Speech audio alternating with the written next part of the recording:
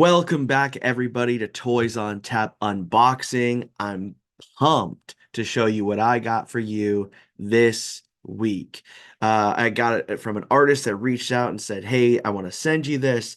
And I was the most excited because I value this artist. I value what they're doing, where they're doing it. And I cannot wait to tell you all about the toy today and all about the artist. So pumped. But before we do anything, this episode is brought to you by two sponsors.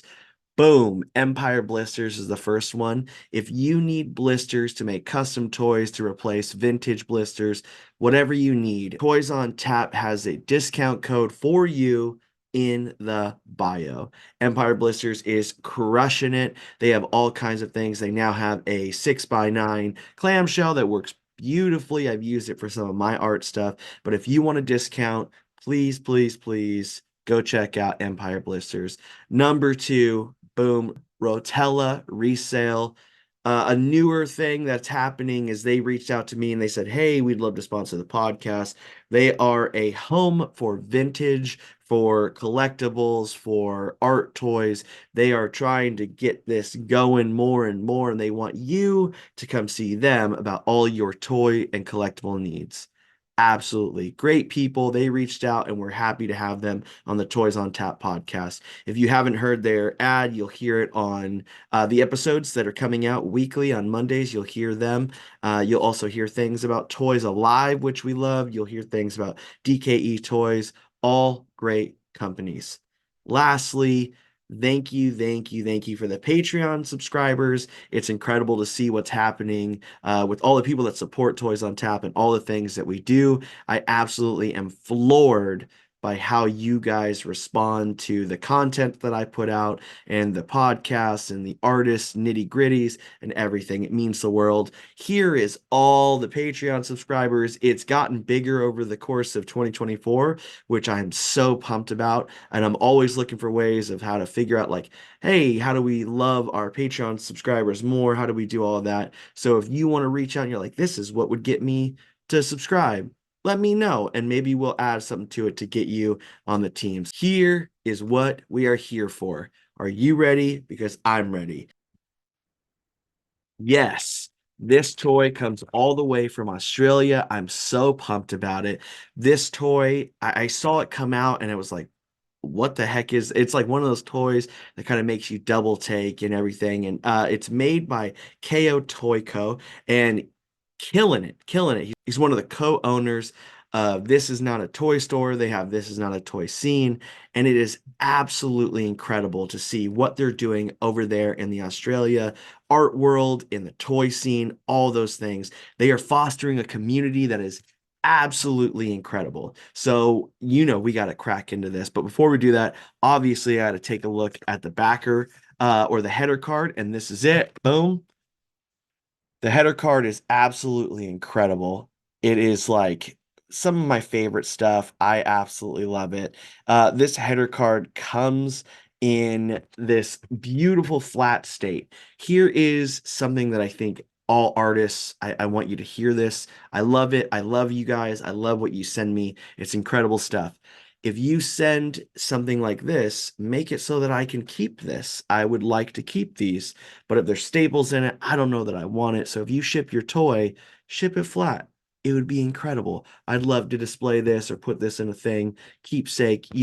But these are incredible. I absolutely love this. You got this little pickle goblin right there. The pickle goblin is the toy that we are talking about all day from Kayo Toy Co. I absolutely love it. This is number 17 of 20. I'm assuming that references the paint that's on it. I just absolutely can't wait to talk about it. It's a cool toy. But yes, thank you, thank you, thank you, Kayo Toy Co. Go follow them right there. Boom.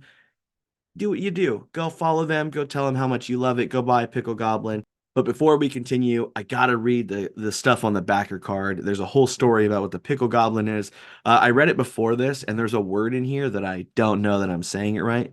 We're gonna try it out. We're gonna try it out. Leave it in the comments if I am horrible at reading. It says the Piccolonus Messenius, Monsienus, Monsiensis, Mon, who knows?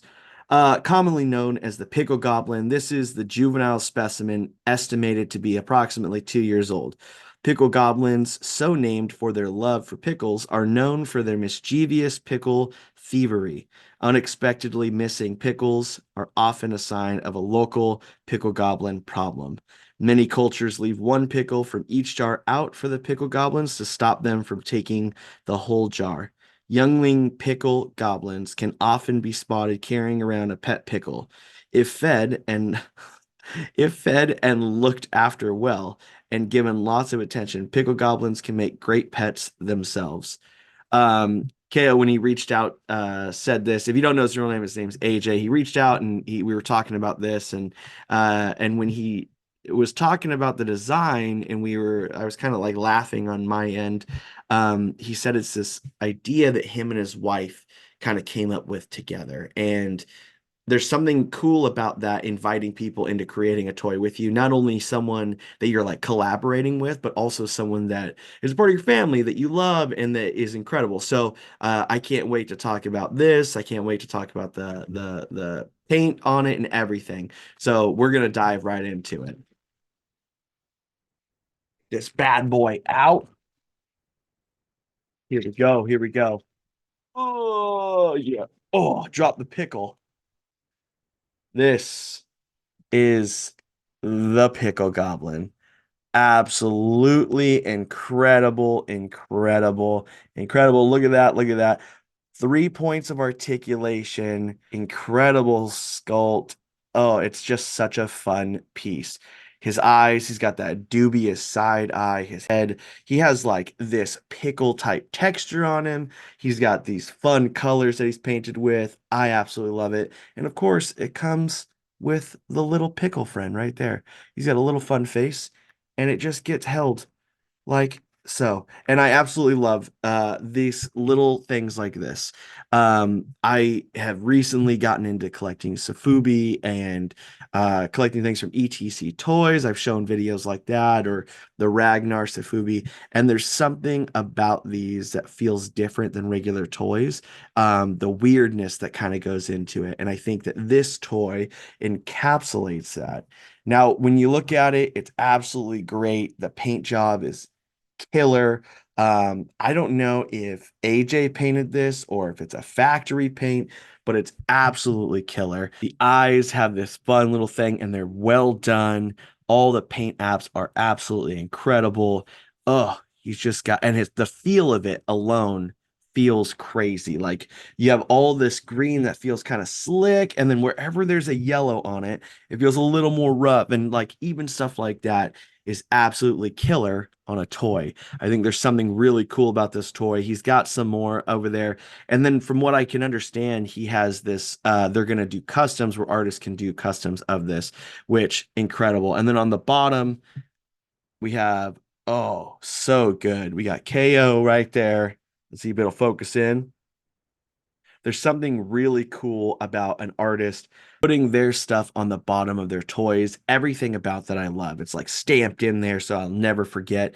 I watch a lot of Safubi content that comes from a guy named Chance Priest. He does he sells Safubi, and a lot of times he'll hold it up, and sometimes like he just remembers who made it or where it's from, or he can look at the stamp. But for some of them, he's like, I don't even know what this stamp is. And so it's really cool that the artists have been able to do that.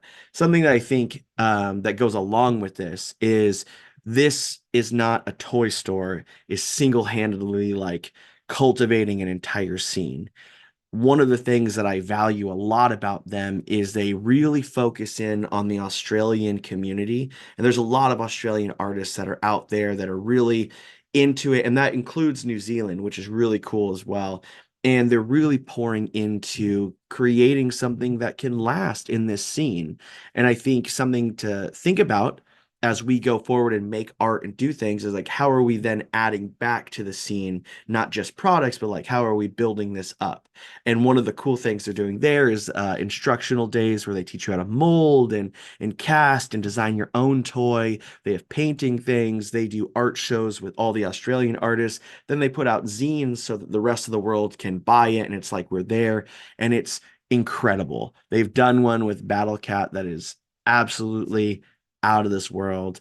And it's just an incredible thing to see from so far away. I do dream about going out there and someday going there. It's three of them that own or that part co-own.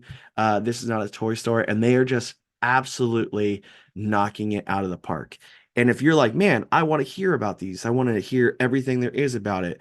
We've had This Is Not a Toy Store on the podcast. We've also had just Kayo Toys on the podcast. And it's an incredible thing to talk to someone that's so far away that's doing the same thing that we are doing here. If you want more with Kayo Toys, please check out their episode. Boom, right there. And if you want more from Toys on Tap, please like, subscribe, rate, review wherever you get the podcast. And please, please, please share this content with those around and subscribe to the YouTube channel. We will continue doing unboxings and everything. We love toy artists. Just one quick look at this. Oh my gosh. Just beautiful, beautiful, beautiful. Get in there. How do we doing this? Oh, there we go. That's it. He just wants to rest his head on his little pickle buddy right there. Um, my favorite thing too, as a quick side note, as I'm holding this up, you always catch little things. It's interesting when toys they like put like emphasis on something, and you got a little butt cheeks right there. Little butt cheeks as a part of it. Let's see right there. We all need goblin butt cheeks in our life.